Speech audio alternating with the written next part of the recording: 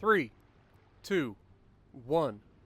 Hello everybody and welcome back to World of Warships Legends. My name is Spartan Elite 43 and tonight we are taking our very first look at the Tier 5 Japanese aircraft carrier Ryujo. I hope that I said that correctly. I apologize if I did not. Now, looking at our commander, we have Tamon Yamaguchi. We have Henry J. Hyde and Jerzy Swirsky as our inspirations. We are running Swatting at Flies, Dark Silhouette, Hidden Threat, and Look at Me Now with the fully packed skill. Now you can see I'm using a lot of trying to stay nice and stealthy in this build. One-way ticket was the option there, but 5% torpedo damage, it's pretty much nothing when you're getting, what, 5,000 damage on a good torpid. So that's why I went with concealment. Alright, so let's jump over to our ship. We are using the Flight Control Mod 1 and Air Groups Mod 2. We are also fully upgraded, of course, and the loadout, we are running Community Contributor Flag and Camo. People ask me all the time about the Community Contributor Flag. Again, I'm just going to say that it is available only to community contributors. And if you have flags that are available, say you completed challenges or you bought premium ships, you can put them on here. You also run your boosters here. I get people asking about how I do that all the time, but it's literally in your loadout. Okay, so stats. 41,740 hit points. Aircraft, you get torpedo bombers. You get 1,994 hit points for the Torpedo Bomber Squadron. They have a 116 knot cruise speed with a 152 knot maximum speed. Attack size is 2. Aircraft per squadron 6. The detectability is 6.7. There are 10 on deck.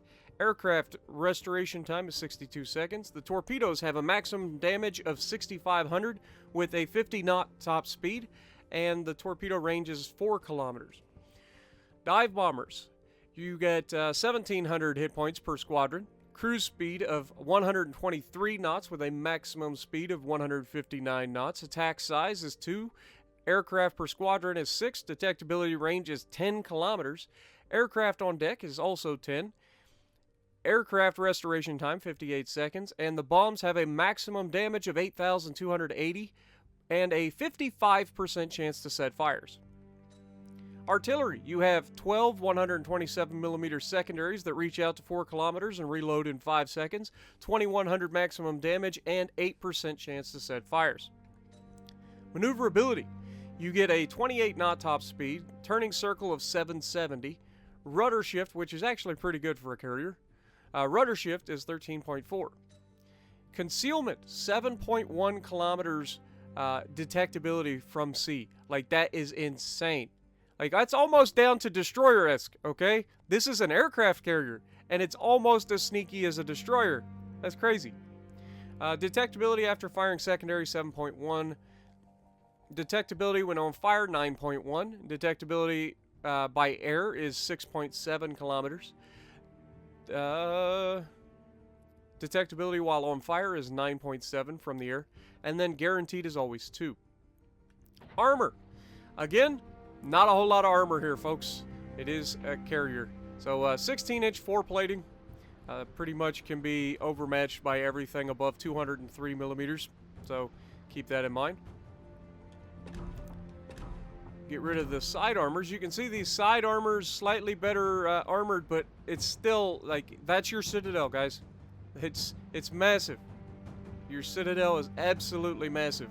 So if this thing gets caught, you can get overmatched through the front and citadel. You can also be shot through the sides and citadel. So keep that very, very close to heart. Alright, you don't want to be getting caught. Overview. Stealthy aircraft, fast aircraft, and feeble aircraft. An aircraft carrier built under the restrictions of the Washington Naval Treaty of 1922. Owing to a double-deck hangar, she could carry an impressive air group despite her limited displacement. Her drawbacks were low survivability and the small size of her flight deck, which hampered takeoff and landing for her squadrons. She entered service in 1933, and there was one of them built. So let's take a look at it. Again, it's a decent-looking ship for an aircraft carrier, but you notice that there isn't a superstructure on the Japanese carriers. It's because it's not big enough to have a superstructure. You needed all of the room up there for the flight deck. So, yeah, you definitely hurt yourself in that sense, but, you know, got to stick to the treaty. And, other than that, it's a good ship. So, with that being said, let's get to the gameplay. Alrighty, so we are going to be on Haven, and I'm not going to lie to you guys, this map is going to be an absolute doozy. I hope you guys are ready. This one's got everything. I promise you're going to enjoy this one. As far as carrier games go, this is easily my best and also my favorite game that I've played. Like, this was actually fun. There was a lot of craziness that went on in this match, so I hope you guys are ready. And the first thing you're going to notice is it's mostly like real people, which is what I was, you know, hinting to yesterday with the Ranger replay. Is that the more people you get in a carrier match, the more fun it is to play as a carrier. But that being said, this one's going to come down to the wire, and it is going to be an absolutely ridiculous game. So let's get into it. Right off the bat, we select our HE bombers. We're going to fly directly out ahead of everybody, trying to go as fast as possible using our very first engine cooldown on our planes. We are going to get up in here, and we are going to touch some folks. Hopefully. That's the goal. Now, we know this map pretty well. There's nothing tricky about it. We get out. We've already got some battleships detected, and we have been detected. Now, right off the bat, I'm going to push over towards the left and see if we can't find, and sure enough, there's a plane that was just launched right here by these battleships. So we're going to line up our first strike. You can see the AA running into both of these battleships. AA is absolutely devastating. However, we start our attack run with our dive bombers anyway, and we are going to get an absolutely juicy opportunity, and we come away with a double hit and a single fire right off the bat. Didn't get a whole lot of damage, but that fire is going to burn for a minute. We swing back around into the AA, which is definitely not what you want to be doing. We lose one and then immediately lose the other. So, unfortunately, first squadron ends in 2 hits, but we did get the fire. And that's pretty massive. That's going to be some good damage for us. Most battleships nowadays know not to put out a single fire. So, that's going to burn for a bit. We're going to get some good damage. Now, I see a lot of guys coming through this center, so I have no choice but to start to try to affect these guys. We got 2 cruisers and a battleship trying to make their way through the center of the map. And so that puts me directly into danger. Now remember, we have a very sneaky carrier. Like, as sneaky as a carrier can be, really. Like, we're running, what I say was, 7 kilometer detectability? That's insane. So we're going to go in here with our torpedoes and line up a shot on this this Leander right off the bat. Now we can see he's trying to make a beeline for the island, so we're going to lead him. And come on, baby. Wait for the second. Now you notice that orange area? That is your arming range that you need for your torpedoes. Now that torpedo drop was absolutely fantastic, and we get 2 hits right off the bat, taking us up to 20,000 damage done already. And so now we're headed back out with another HE bomber run. And you'll notice that I'm switching back and forth much better than I used to. So that is one thing I am going to get better with over time, is just utilizing my planes better, getting more accurate with my drops, and just being able to do better overall. So it just takes time, and that's why I haven't really come up with a guide yet for the carriers, because I really am still learning them. I don't want to put out a guide before I know what I'm doing, because that doesn't help anybody. So we line up our drops. We've got a Leander here. He starts turning in, which is the worst thing he could do because that makes him a much easier target. Unfortunately, we get an incapacitation and get no damage out of it. But we're going to line up. Can we get another drop? No, we're just going to go ahead and recall them. Try not to lose those planes. And we're going to go to a torpedo run. Now, obviously, Leanders are getting awfully close. They're only 11 kilometers out, so we need to try to finish these guys up. There is a battleship here protecting me, and one thing I will say about this game in particular, whether it was because the enemy was so aggressive so early, or just that these battleships' plan was to try to help keep me alive, I appreciate it. My teammates in this match did a really decent job. Now, these guys are obviously asking for my help, and so I'm going to give them the yes, I'm on my way. I start lining up an attack run on the Mutsu, and the moment I get ready to hit the Mutsu, the Warspite finishes off the Mutsu. So we swing out, We're going to try to get some torps out here, but we're going to run out of time just in time to not be able to do anything there. So we go back up. We're in the AA, which is not what you want to be doing. We're going to swing all the way back around, trying to get our planes back on target. Our cooldown's about done, so we're going to go ahead and send our attack run. And this time, he's going to have a much harder time of avoiding these because, I mean, I've got a wide open area. So we've got a nice shot on him. He is turning to try to avoid. Did I lead him enough? I launched him from pretty far out. Yeah, we managed to hit him with both of them. That was absolutely beautiful. This was a horrendous turn. Absolutely stupid of me. However, we are... maybe? Did we get bailed out? Did we get the drop-off before the arming distance? Yes, we did. We get him with 1. So we got pretty lucky there. That was a horrendous turn by me. I didn't give myself enough room. Now, we need to get our carrier moving. Notice that there is nobody on our right anymore. There is a battleship coming around the right. We have a battleship directly out the nose of my ship.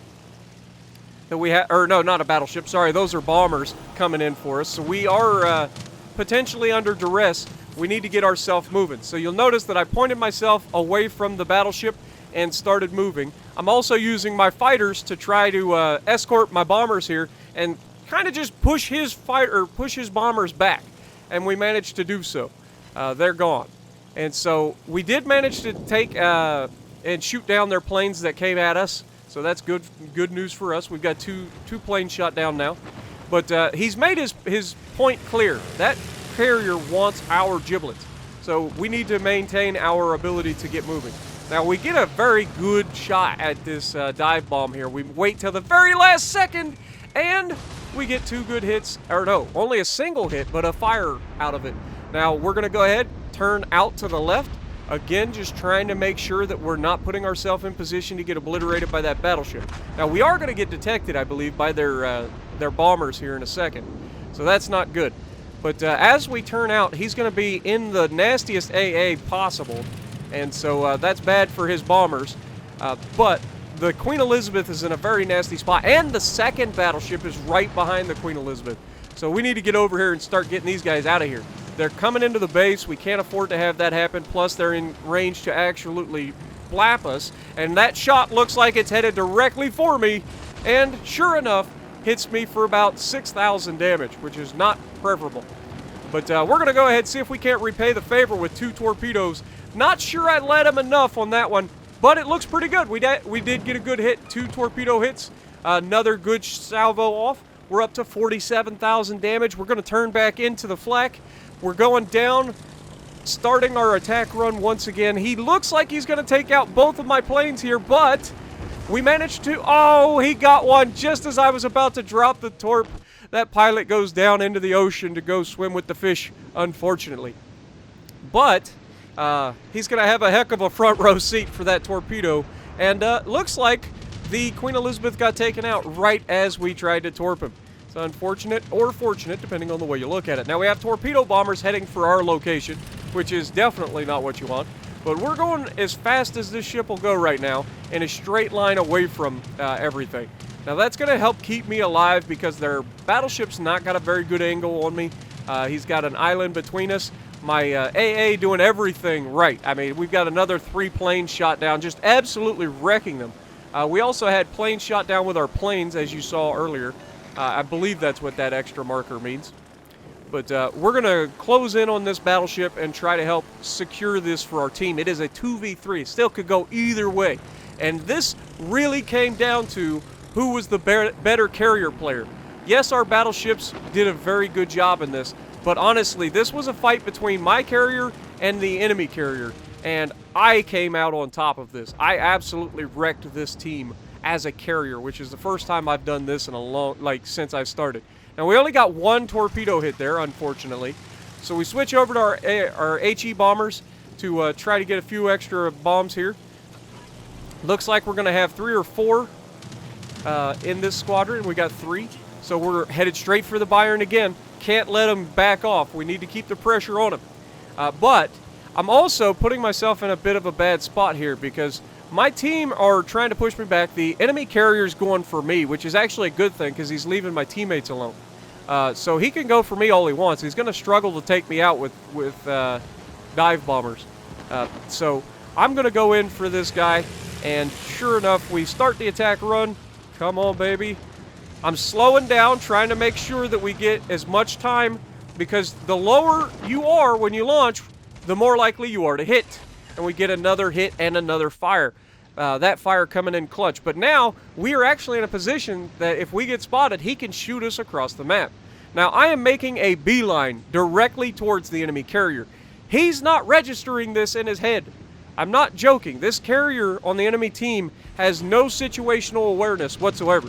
I am making a beeline directly towards him. Now, he flies away from me, apparently tired of trying to kill me with him and failing. He's going to go for the battleships instead. And so I'm going to be over here. I am detected already with the bombers here, the torpedo bombers. And we're going to try to line up another shot on this Bayern. Our battleship on the far right is way out there. He is not that far from the Bayern, but he's pretty far out there. The Bayern actually has a nice front on. And the Bayern takes another shot at us, taking a huge chunk off of us. Now, here, I'm not going to lie. I was going to go for the Bayern, then I swung back over to spot the carrier and see where he was exactly.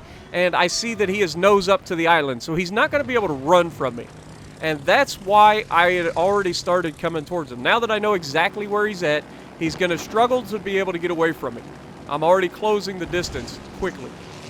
Now, we get a good shot here. The Bayern played his hand, showed me that he was going to take off forward, so we account for that, and we're going to get 2 good torpedo hits on him again. That takes us over 60,000 damage in this match. And you can see I'm once again going straight for that island that the carrier is behind. But I'm also continuing to assault this Bayern. Can't leave him. Now, Bayern takes another nasty hit, and so I'm like, okay, Bayern's going to die. I can go ahead and try to focus on this carrier. And this is where I learned a very valuable lesson, folks. A very, very valuable lesson. Don't try to attack over an island. And the reason for that is, apparently, torpedoes can't swim on land. Who'd have thunk it? It's kind of a dumb for me, I'm not going to lie. But that's when I got this idea in my head. All right, we've got 62,000 damage. We've done really well for ourselves. This is the best carrier match I've had so far, easily. But there's a whole lot of health on that carrier over there. And I'm sniffing it. I'm really thinking, okay, this could be my very first 100,000 damage game in a carrier. Can we do it? So at this point, we're starting with the horn, baby. We're letting everybody know we're going in for ramming speed. And that's exactly what my plan was from the get-go. I am not launching another plane. Everybody on this ship, brace for impact. We're coming in. We're going to introduce ourselves. I want to get close so I can hit them with my sword. All the goods. But as you can see, there is a battleship directly behind me. And unfortunately, that battleship is going to try to yoink this kill from me. I'm not going to lie. After all the things that we've done to try to carry this game between the 2 battleships that are left and me, they're going to try to deny me my divine glory of putting myself in a perfect position to take on this enemy carrier from point blank. And the other guy is doing the same thing, shooting from maximum range. You believe that? But at the end of the day, he can't escape. And look at that. They took half his health from him before I could get there and ram him. Dang it! But ramming speed! Pow! We take him out. And, unfortunately, they managed to take just enough health off of him to keep me from breaking that 100,000 damage that I was hoping for. 94,000 damage, 10 torpedo hits, 28 planes shot down. Not too shabby. Second on the leaderboard, 2,200 base XP. So if you like what I'm doing, punch the like button, leave a comment below, subscribe to the channel if you haven't already, and as always, I will see you in the next video.